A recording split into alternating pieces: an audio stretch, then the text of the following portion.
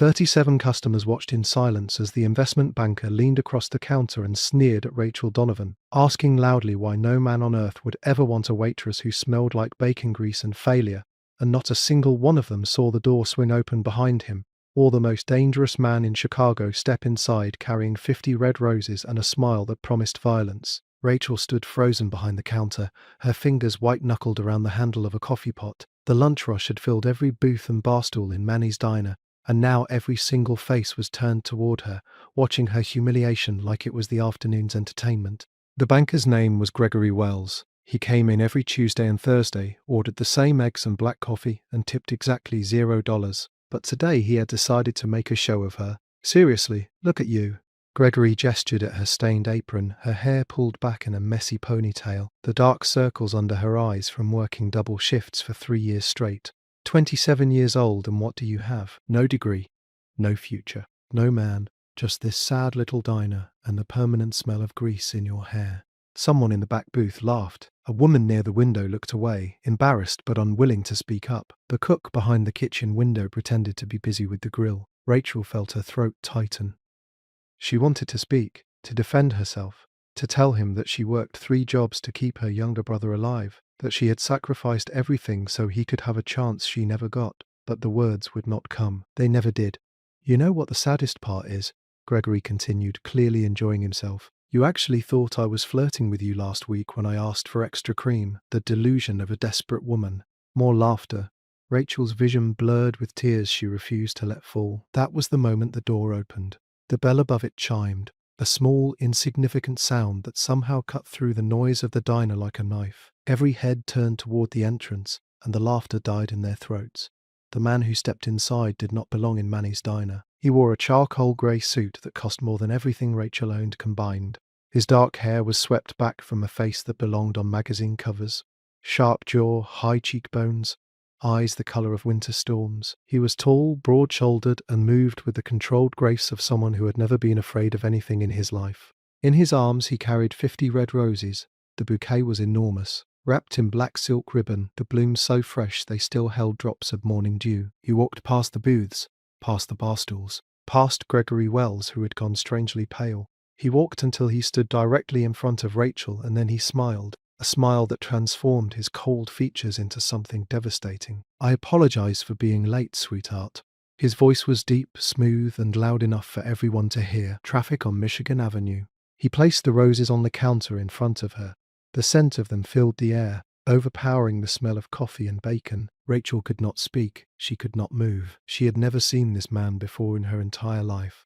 Dominic Valdez, because that was his name, though Rachel did not know it yet, turned slowly to face Gregory Wells. The banker had gone from pale to grey. Sweat beaded on his forehead despite the air conditioning. "Is there a problem?" Dominic said quietly, "with the way you were speaking to my girlfriend?" The diner had never been so silent. Not a fork scraped, not a cup clinked. 37 people held their breath. Gregory's mouth opened and closed like a fish pulled from water. I didn't, Mr. Valdez. I had no idea she was... You had no idea." Dominic stepped closer, and Gregory stumbled backward, knocking over a stool. "So you speak to all women this way? Or just the ones you assume have no one to protect them?" "I'm sorry." Gregory was practically whimpering now. "I'm so sorry. I didn't mean..." "Leave." One word. That was all it took. Gregory Wells grabbed his briefcase and fled the diner so fast he nearly tore the door off its hinges. Through the window, Rachel watched him sprint to his car and peel out of the parking lot like the devil himself was chasing him. The remaining customers suddenly found their plates very interesting. Conversations resumed in hushed whispers. No one dared to look directly at the man still standing at the counter. Rachel finally found her voice. "I don't know who you are." Dominic turned back to her, and something shifted in his expression. The cold confidence remained, but beneath it she glimpsed something else. Something that looked almost like concern. "I know," he said, "but we need to talk, privately. I'm working.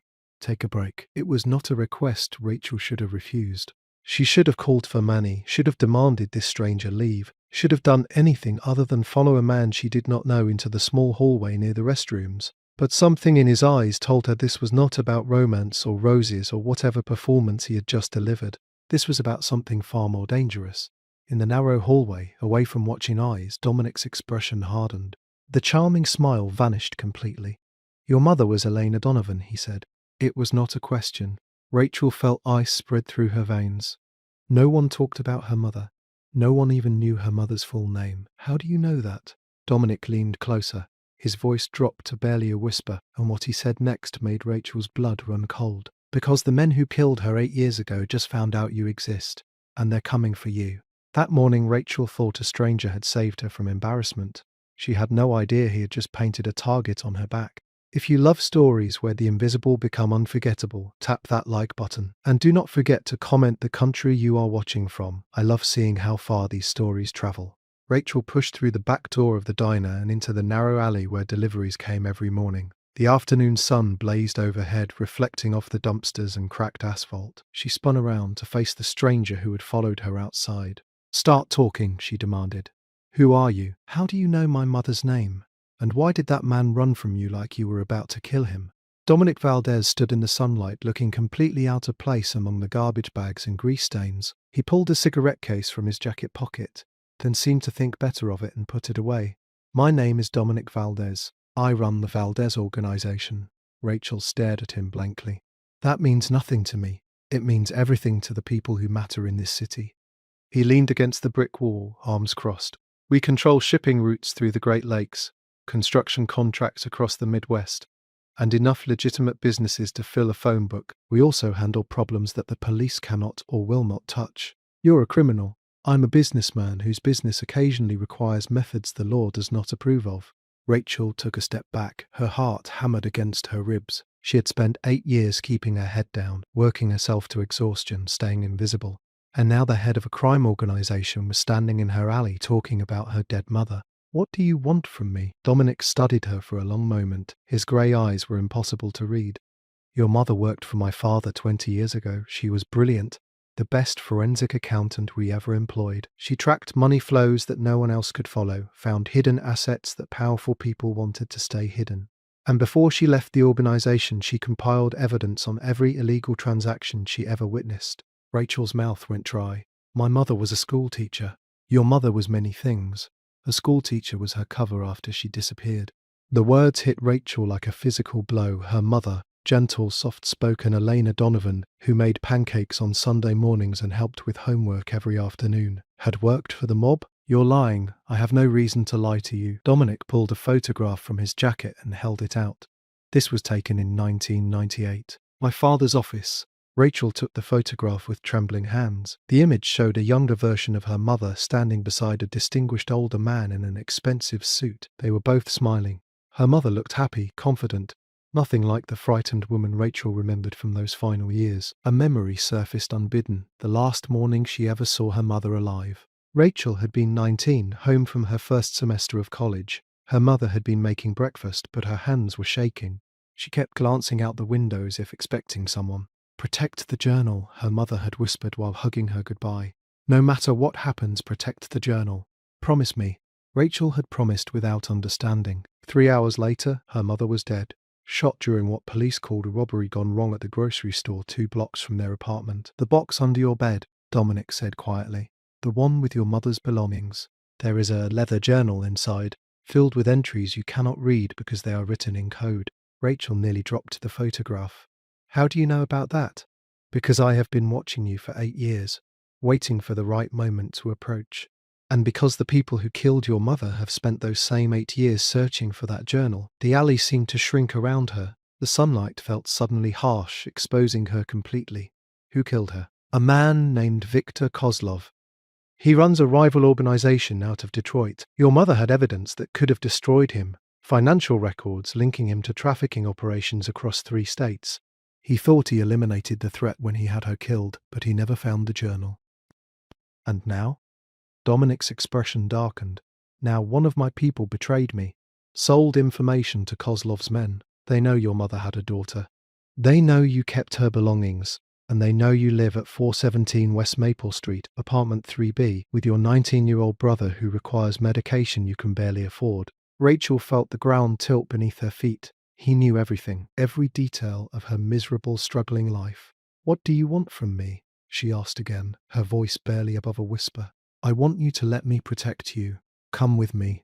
Bring the journal, help me decode it, and I will make sure Kozlov never touches you or your brother. Rachel thought of Tommy at home, probably playing video games, completely unaware that killers might be heading toward their front door at this very moment. She thought of her mother's frightened eyes on that last morning. She thought of 8 years spent wondering if the robbery had really been random. The word came out stronger than she expected. I don't know you. I don't trust you, and I am not going anywhere with a man who admits to being a criminal. Where? Dominic straightened from the wall. His jaw tightened. Then you should know that Kozlov's men landed at O'Hare 2 hours ago. They already have your address. You can refuse my help, Rachel, but you cannot outrun what is coming. Rachel ran 6 blocks from the diner to the bus stop.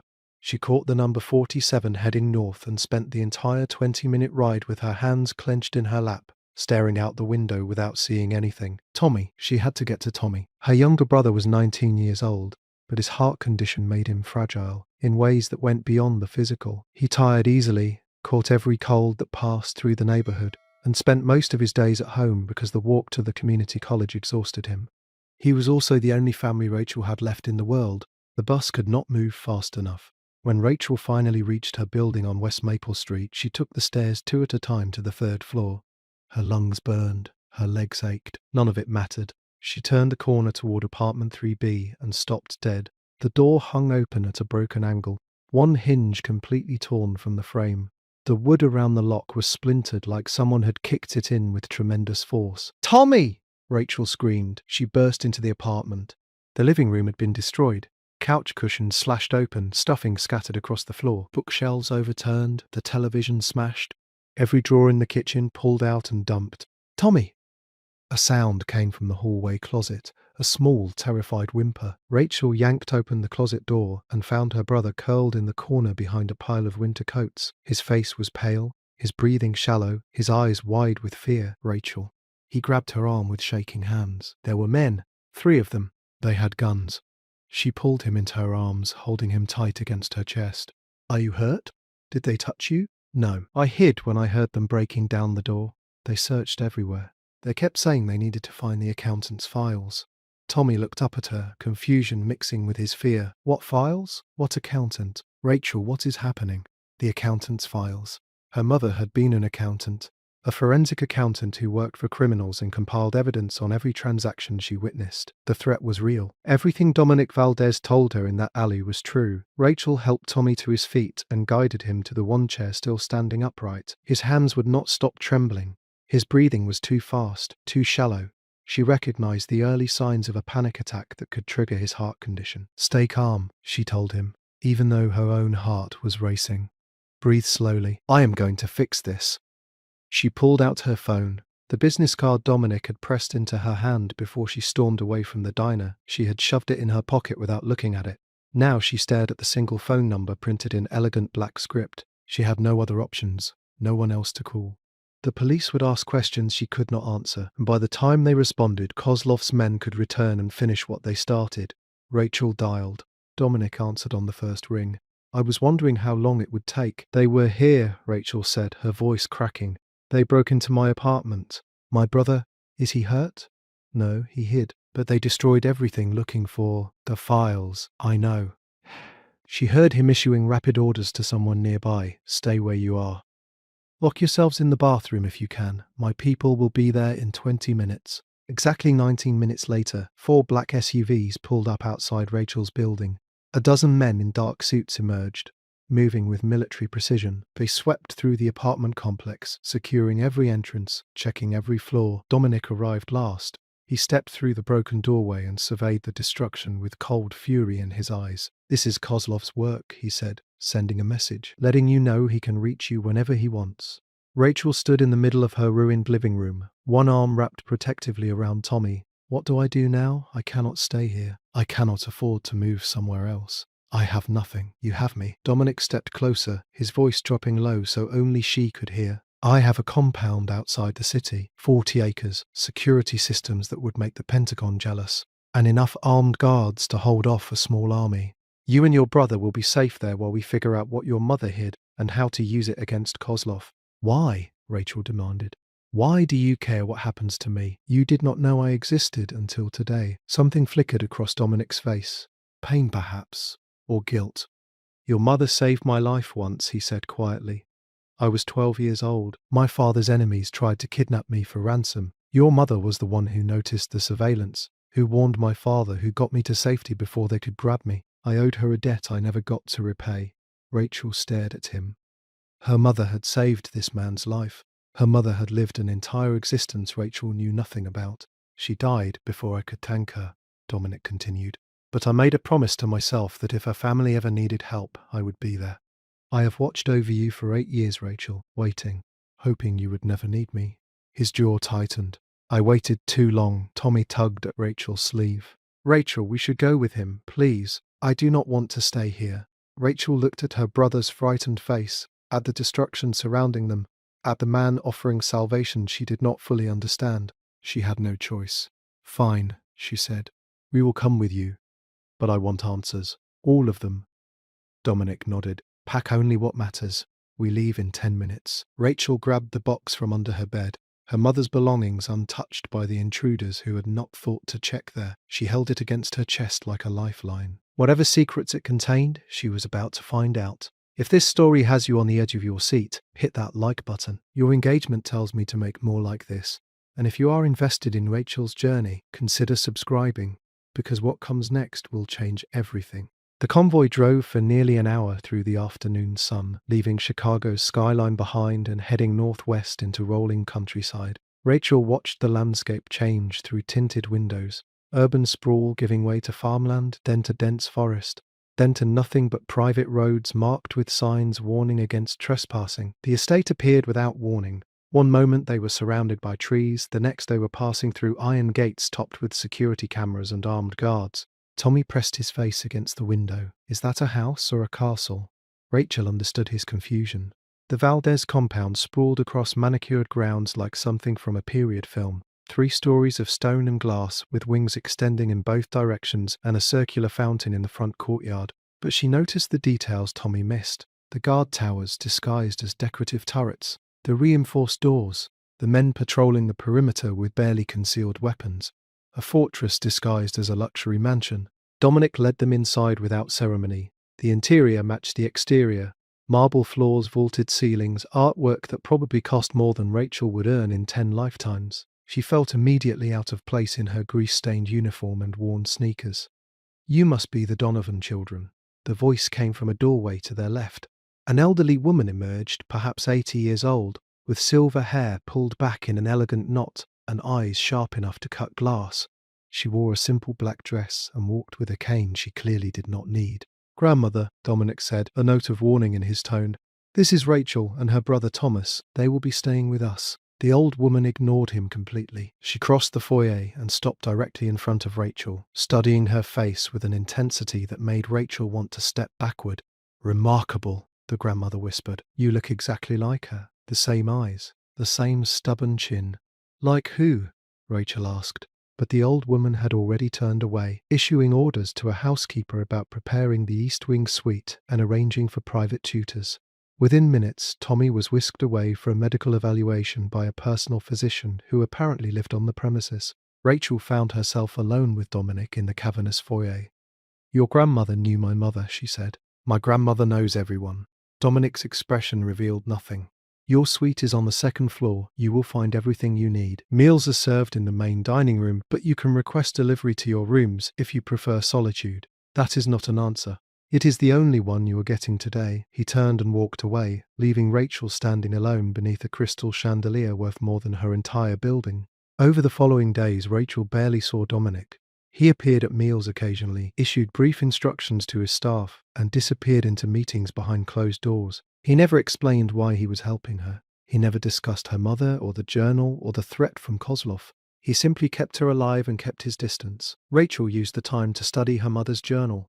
She spread the pages across the desk in her suite, afternoon sunlight streaming through floor-to-ceiling windows, and tried to make sense of the coded entries. The system was complex, a mixture of numerical substitutions, abbreviated references, and what appeared to be a personal shorthand only her mother would understand. But patterns began to emerge, dates that corresponded to financial quarters, numbers that might be account balances, names reduced to single initials. One name appeared more than any other, the Ghost. Her mother had tracked this ghost obsessively. Pages and pages of notes about money movements, shell companies, offshore accounts. Whoever the ghost was, they had laundered hundreds of millions of dollars through legitimate businesses across the Midwest. Rachel was puzzling over a particularly dense passage when she noticed something tucked into the journal's back cover, a newspaper clipping yellowed with age. The headline made her breath catch. Valdez crime boss murdered in broad daylight, killer never found. The article was dated 15 years ago. It described the assassination of Alejandro Valdez, shot outside his office in downtown Chicago by an unknown assailant. The primary suspect was a rival organization operating out of Detroit, but no arrests were ever made. Alejandro Valdez, Dominic's father. Rachel read the article 3 times, her mind racing. Dominic's father was murdered 15 years ago. Her mother was murdered 8 years ago. Both killings were connected to a Detroit organization. Victor Kozlov operated out of Detroit. The same man who ordered her mother's death had killed Dominic's father 7 years earlier. The same enemy had destroyed both their families, had taken everything from both of them. Rachel sat back in her chair, the journal forgotten in her lap. She understood now why Dominic had been watching over her for 8 years, why he offered protection without hesitation, why he kept his distance even while keeping her safe. This was never about repaying a debt to her mother, this was about revenge. And whether Rachel wanted it or not, she had just become a weapon in a war that began long before she knew it existed. She and Dominic Valdez shared more than a common enemy. They shared a wound that had never healed. Rachel refused to be a prisoner, even a well-treated one. By the third morning at the compound, she had found her way to the kitchen and convinced the head chef to let her help with breakfast preparation. By the fifth morning, she was making omelettes for the entire security staff. By the end of the first week, the kitchen had become her sanctuary. "You do not need to work," Dominic told her when he discovered her elbow deep in bread dough. "You are a guest here." "I have worked every day since I was 15 years old," Rachel replied without looking up. "I do not know how to stop." He watched her for a long moment, something unreadable in his grey eyes, then left without another word. But strange things began happening after that conversation. Rachel mentioned to Tommy that she wished she could read the new biography of Marie Curie everyone was talking about. The next morning, the hardcover appeared on her nightstand with a bookmark already tucked inside. Tommy's heart medication ran out 3 days earlier than expected because Rachel had miscounted the pills during their hasty departure. Before she could figure out how to request a refill, a full 3-month supply appeared in his bathroom cabinet. Fresh flowers began appearing in her suite every afternoon. Not roses, those felt too obvious after the diner performance, but wildflowers, daisies, sprigs of lavender. The kind of flowers that reminded her of the small garden her mother kept on their apartment balcony when Rachel was a child. She mentioned this to Dominic's grandmother during their afternoon tea, a ritual the old woman had insisted upon starting. "He notices everything about you," the grandmother said, stirring honey into her cup. "He has always noticed." "What do you mean, always?" The old woman smiled, and for a moment she looked decades younger. "My grandson has not smiled in 15 years. Not since his father was taken from us. He became stone cold, hard, immovable. I thought the boy I raised had died alongside Alejandro." She set down her spoon and fixed Rachel with those sharp eyes. "Then you arrived. And I saw him smile when you argued with the chef about the proper way to fold an omelette. I saw him laugh when your brother beat him at chess. I saw the stone crack, and beneath it, my grandson is still alive." Rachel found Dominic in his study that afternoon, surrounded by paperwork and the blue glow of multiple computer screens. The sun cast long rectangles of golden light across the hardwood floor. "We need to talk," she said. He looked up, immediately alert. "Is something wrong?" "Is Tommy—" "Tommy is fine. This is about you." Rachel closed the door behind her and crossed her arms. "Why are you really helping me? And do not give me the debt repayment speech again. I read the article about your father. I know Kozlov killed him too. This is personal for you." Dominic leaned back in his chair. For a long moment he simply looked at her, and Rachel saw something shift in his expression. The mask he wore so carefully began to slip. "Your mother saved my life," he said quietly. "You know that part, but what you do not know is that I was there when she died." Rachel's heart stopped. "I had tracked her down after all those years. I wanted to thank her, to offer her protection, to repay what I owed. I arrived at the grocery store 5 minutes too late." His voice hardened with old pain. "I saw her body on the ground. I saw the car speeding away, and I swore on her blood that I would protect what she left behind." "Me," Rachel whispered. "You." Dominic stood and moved around the desk until only a few feet separated them. I have watched over you for 8 years, Rachel. I know about every double shift you worked, every meal you skipped so Tommy could eat, every night you cried yourself to sleep thinking no one saw your struggle. I saw all of it. Rachel could not breathe. 8 years of loneliness, of feeling invisible, of believing no one in the world cared whether she lived or died, and he had been there the entire time, watching, waiting, protecting her from shadows she never knew existed. Why did you not tell me? Her voice cracked. Why did you not help me sooner? Do you know how hard those years were? Because you did not need saving. You needed to save yourself. Dominic's eyes burned into hers. You are the strongest person I have ever known, Rachel. I was not going to take that from you by swooping in like some white knight. You deserve to build your own life. Then why now? Rachel stepped closer, drawn by some force she could not name. Why reveal yourself after all this time? They stood inches apart. Neither moved, neither breathed. The afternoon light caught the grey in his eyes and turned them silver. Because they found you first, Dominic said softly. Kozlov's men reached you before I could, and I will spend the rest of my life making sure that never happens again. The security briefing happened in Dominic's private conference room, a space Rachel had never been allowed to enter until now. 6 men sat around a polished mahogany table, their faces grim, laptops open in front of them. Dominic stood at the head of the table. He had not looked at Rachel since she entered. "Tell her," he ordered his head of security, a broad-shouldered man named Antonio. Antonio cleared his throat. "We intercepted communications from Kozlov's network this morning. He has placed a $2 million bounty on your head, Miss Donovan. Dead or alive, though the price is higher if you are delivered breathing." The room tilted. Rachel gripped the edge of the table to keep from falling. $2 million, she repeated. "For me, a waitress." "For what you possess," Antonio corrected. Kozlov believes the journal contains evidence that could dismantle his entire organization. Money laundering routes, trafficking records, the names of corrupt officials he has been bribing for decades. Your mother documented everything. The ghost, Rachel whispered, remembering the name that appeared throughout the coded entries. She was tracking someone called the Ghost. Dominic finally looked at her. The Ghost is Kozlov's money man. No one knows his real identity, not even most of Kozlov's own people. Your mother was the only person who ever came close to exposing him. That is why she had to die. Rachel felt sick. Her mother had been murdered for doing her job too well, for being too smart, too thorough, too dedicated to the truth. There is more, Antonio continued reluctantly. Our sources indicate Kozlov is personally overseeing this operation.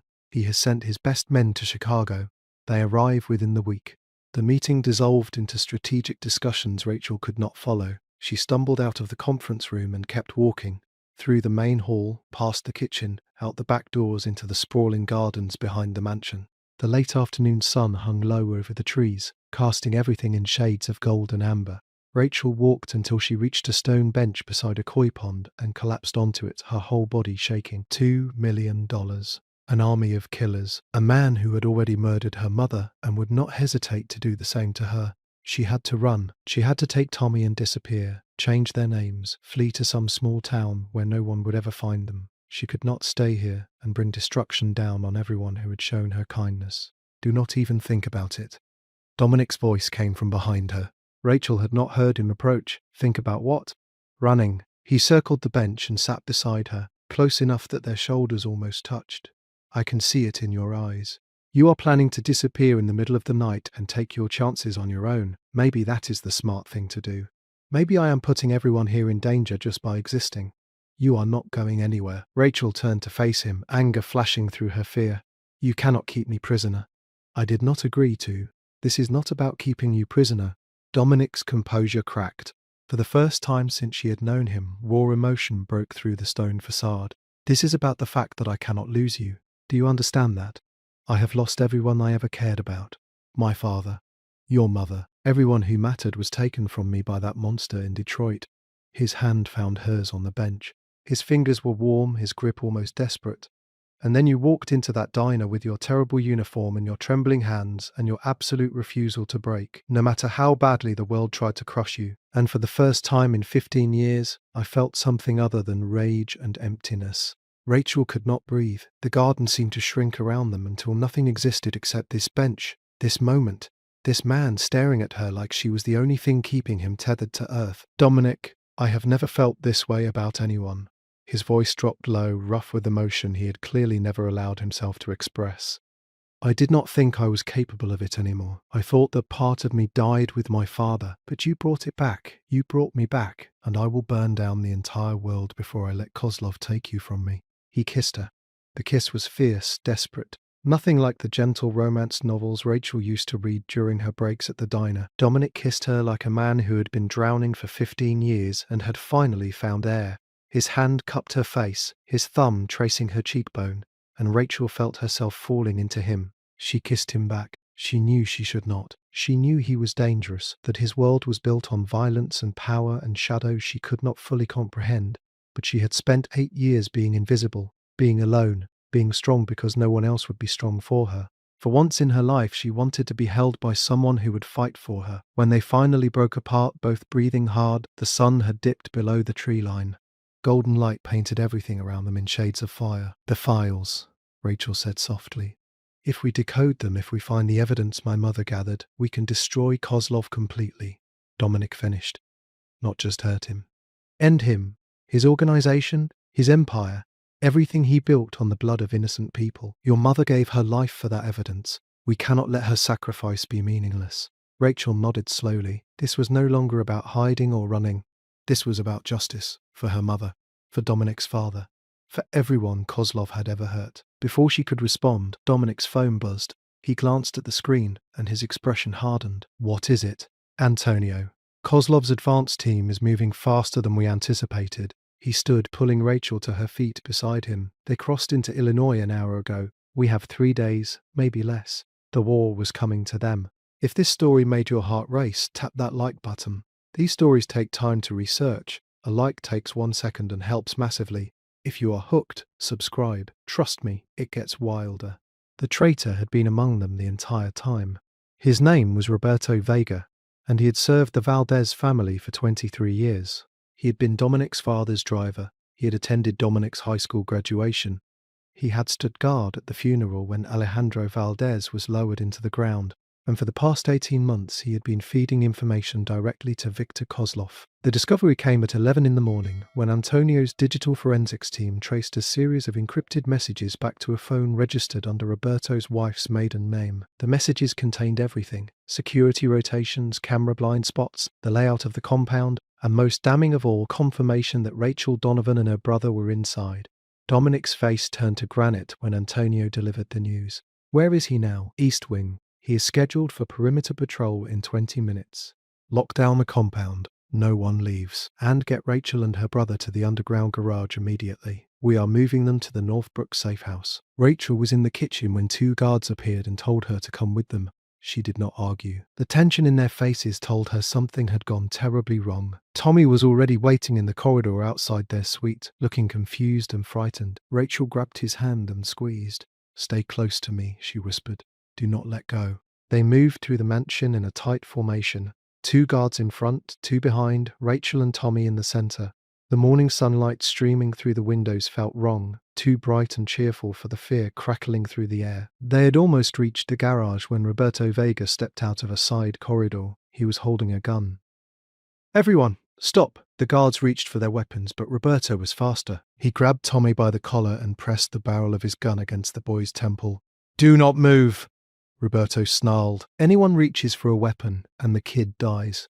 Rachel felt her heart stop. Tommy's face had gone white. His breathing was rapid and shallow, too rapid, the kind of breathing that preceded a cardiac episode. "Let him go." Rachel's voice shook. "Please. He has a heart condition." "You are going to kill him." "That is the idea if anyone tries to stop me." Roberto began backing toward the service entrance, dragging Tommy with him. "Kozlov wants the girl. I am going to deliver her. You have been with this family for 20 years. Antonio's voice was steady despite the gun trained in his direction. "Alejandro trusted you. Dominic trusted you. Alejandro is dead, and Dominic pays me a fraction of what Kozlov offered." Roberto's eyes were wild, desperate. "Nothing personal. This is business." The service door burst open behind him. Dominic stood in the doorway, weapon raised, having circled through the garden to cut off Roberto's escape route. His grey eyes were colder than Rachel had ever seen them. "Let the boy go, Roberto." Roberto spun, pulling Tommy in front of him as a shield. "Stay back. I will shoot him." You know I will. You shoot him and you die before he hits the ground. Maybe, but at least I take something from you first. Everything happened in a fraction of a second. Roberto's finger tightened on the trigger. Tommy screamed, and Dominic lunged forward, shoving Tommy aside and putting his own body between the gun and the boy. The shot echoed through the corridor like thunder. Dominic staggered. A red bloom spread across his lower back, soaking through his white shirt. He dropped to his knees, then collapsed face down on the marble floor. Roberto ran. The guards gave chase, but Rachel did not see them go. She was already on the ground beside Dominic, her hands pressing against the wound, blood seeping hot and thick between her fingers. No, no, no, she was sobbing, screaming. Dominic, stay with me. Open your eyes. His eyelids fluttered, grey eyes focused on her face with enormous effort. Tommy, he whispered, is Tommy. He is fine. You saved him. Now stay awake. Help is coming. She had no medical training. She had no idea if she was doing anything right. All she knew was that she had to keep pressure on the wound, had to keep him talking, had to keep him alive, until someone who knew what they were doing arrived. Rachel, his voice was fading. The journal. Decode the journal. Promise me, you can help me decode it yourself. You are not dying. I will not let you. His hand found hers, slick with his own blood. He squeezed weakly. Stubborn, he murmured. Always so stubborn. The medical team arrived 4 minutes later, though it felt like hours. They loaded Dominic onto a stretcher and rushed him toward the compound's private surgical suite. Rachel followed, refusing to be separated from him, Tommy clinging to her arm. The surgery lasted 5 hours. Rachel sat in the waiting room the entire time, still wearing her blood-soaked clothes. She could not bring herself to change. The blood on her hands was proof that Dominic was still alive, that his heart was still beating somewhere beyond those operating room doors. She prayed. She had not prayed since her mother's funeral, had stopped believing in any god that would let innocent people die while monsters thrived. But she prayed now, bargaining with the universe, offering anything and everything if only he would survive. When the doctor finally emerged, her face was unreadable. He is alive, she said. The bullet missed his organs, which is a miracle in itself. Rachel sobbed with relief. Can I see him? The doctor hesitated. There is a complication. The bullet is lodged near his spine. We could not remove it without risking permanent paralysis. He will need a specialist, and even then, she paused. Even then, there are no guarantees he will ever walk again. Rachel did not leave his bedside for 3 days. She slept in the chair beside his bed, ate the meals Tommy brought her without tasting them, and spent every waking moment watching the rise and fall of Dominic's chest. The machines beeped steadily, monitoring his heart rate, his oxygen levels, his blood pressure. Each beep was a reminder that he was still alive. The specialist had arrived from New York on the 2nd day. After 6 hours of surgery, she emerged with cautiously optimistic news. The bullet had been successfully removed. There was no spinal damage. With physical therapy, Dominic would make a full recovery. Rachel had cried for an hour after hearing the news. Relief, exhaustion, and something deeper she was not ready to name had poured out of her in waves she could not control. Now she sat in the afternoon light streaming through the medical suite windows, holding Dominic's hand and waiting for him to wake. His fingers twitched against her palm. Rachel straightened immediately, heart pounding. His eyelids fluttered. His lips moved, forming a single word before his eyes even opened. Rachel. She burst into tears. I am here. She gripped his hand tighter, bringing it to her cheek. I am right here. You are safe. The surgery was successful. You are going to be fine. Dominic's eyes opened slowly, grey irises unfocused at first, then sharpening as they found her face. He studied her for a long moment. The dark circles under her eyes, the tangled hair she had not brushed in days, the dried tear tracks on her cheeks. You look terrible, he rasped. A laugh escaped through her tears. You took a bullet to the back. I think I'm allowed to look terrible. How long? 3 days. The specialist removed the bullet yesterday. No permanent damage, but you need to rest. Dominic tried to sit up and immediately winced. Rachel pressed a gentle hand against his shoulder. Do not move. The doctor said you need at least a week before you can even think about getting out of bed. I have enemies to kill. I do not have a week. Your enemies can wait. Rachel's voice cracked. I thought you were going to die. Do you understand that? I watched you collapse. I held your wound with my bare hands and felt your blood running through my fingers. I thought I was going to lose you. Dominic's expression softened. He lifted his hand, slowly, painfully, and wiped a tear from her cheek. I have loved you since the first moment I saw you, he said quietly. Rachel froze. What? Your mother's funeral. 8 years ago. I stood in the back of the church, too much of a coward to approach you. You wore a black dress that was too big for you because you had lost weight from stress. You did not cry during the service. You held your brother's hand and kept your chin up and stayed strong for everyone around you. His thumb traced her cheekbone feather-light. I watched you walk out of that church, and I knew. I knew I would spend the rest of my life protecting you, even if you never knew I existed, even if you never looked at me, even if I could never have you. Why? Rachel whispered. Why did you never approach me? Because you deserved better than a man with blood on his hands. His voice was heavy with old pain. I have killed people, Rachel. I have done things that would make you sick if you knew the details. I thought if I stayed away, if I protected you from the shadows, I could keep you clean. I could let you have a normal life. Rachel looked at him, this man who had watched over her for 8 years, who had taken a bullet meant for her brother, who had shown her more tenderness in 2 weeks than she had experienced in her entire adult life.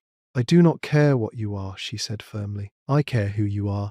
And who you are is a man who would die to protect the people he loves. That is enough for me.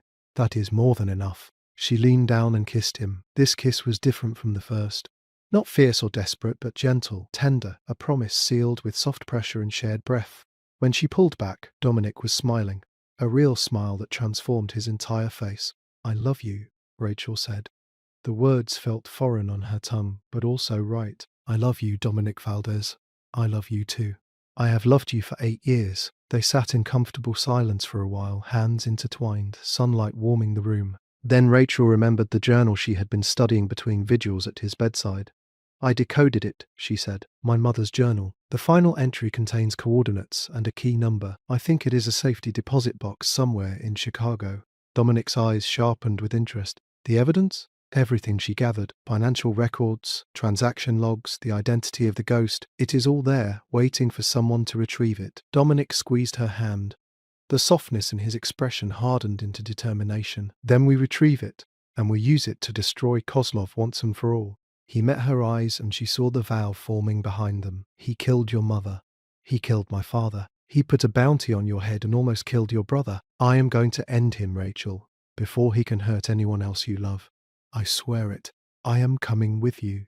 Dominic looked up from the tactical map spread across his desk. 2 weeks had passed since his surgery, and though he still moved carefully, the colour had returned to his face. The determination had never left his eyes. Absolutely not, he said. This is too dangerous. This is my fight. Rachel stood in the doorway of his study, arms crossed, jaw set. My mother died for that evidence. My brother was almost killed. I have spent 8 years not knowing why my life fell apart. I am not sitting in this compound while someone else finishes what she started. Rachel, I am not asking for permission.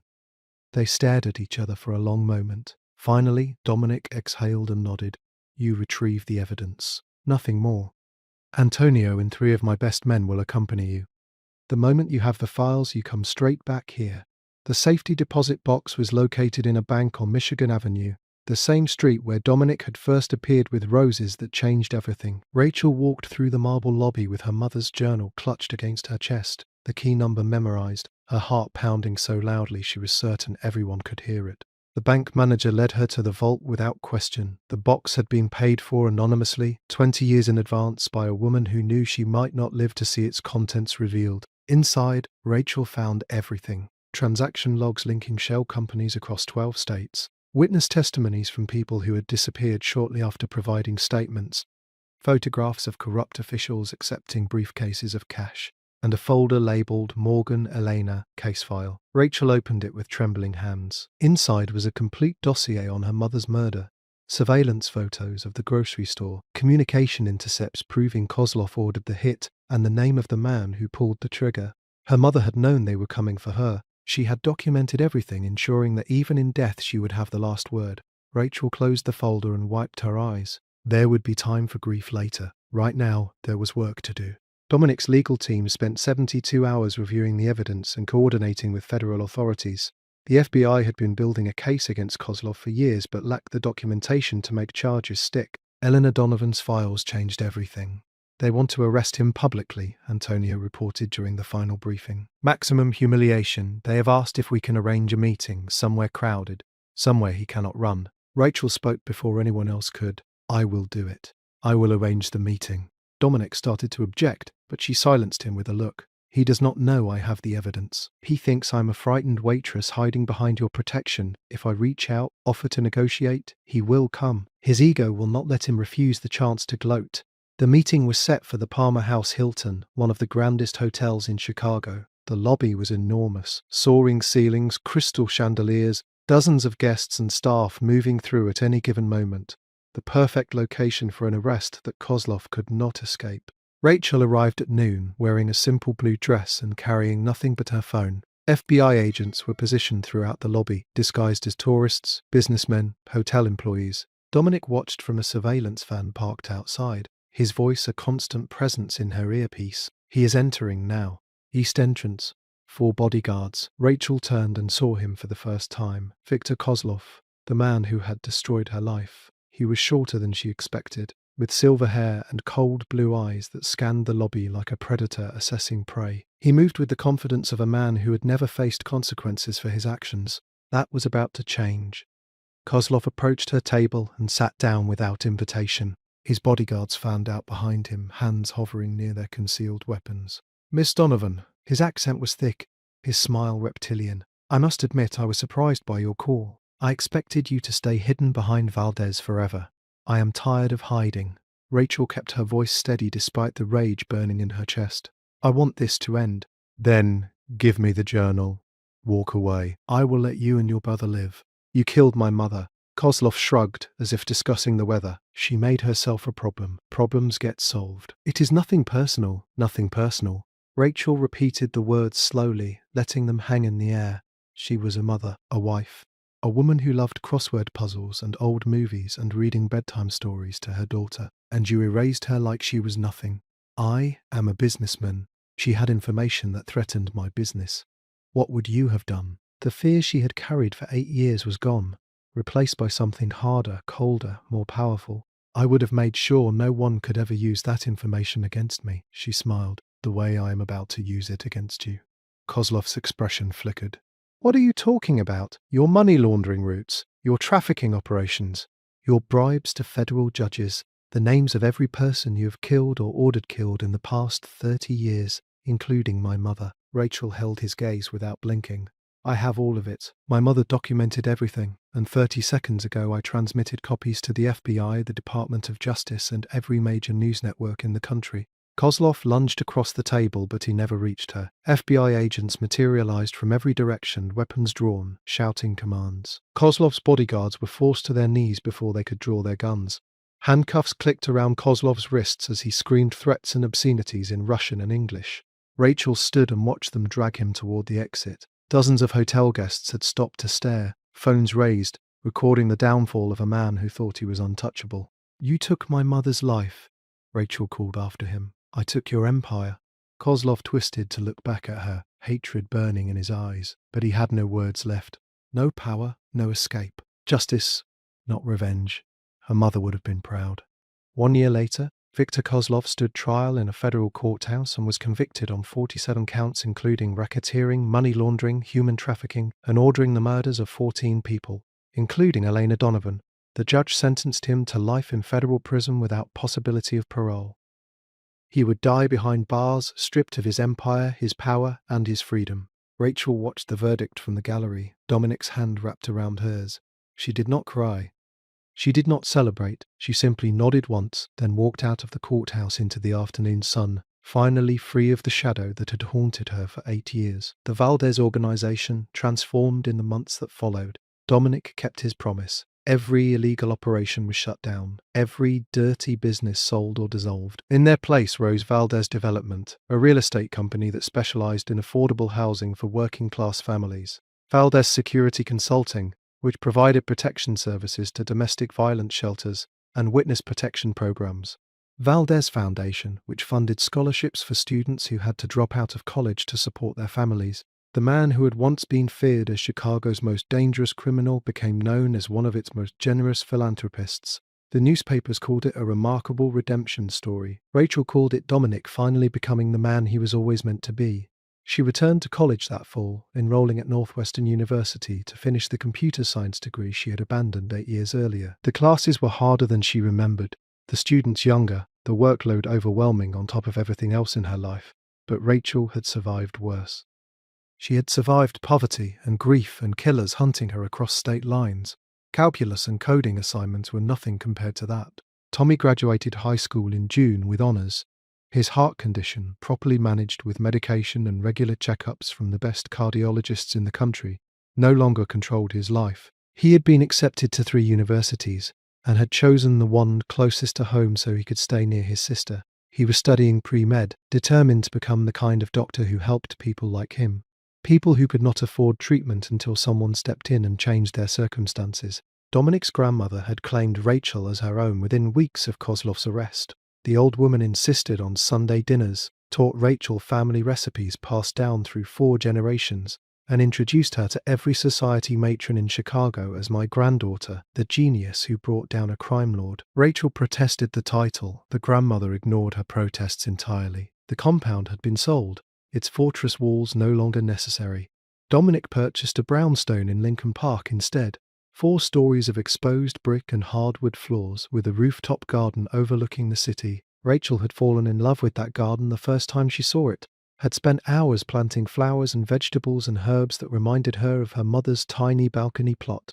On a golden afternoon in September, exactly 1 year after Kozlov's arrest, Dominic asked Rachel to meet him on the rooftop. She climbed the stairs expecting to find him reading reports or taking a phone call, the way he often did when he needed fresh air to think. Instead, she found the garden transformed.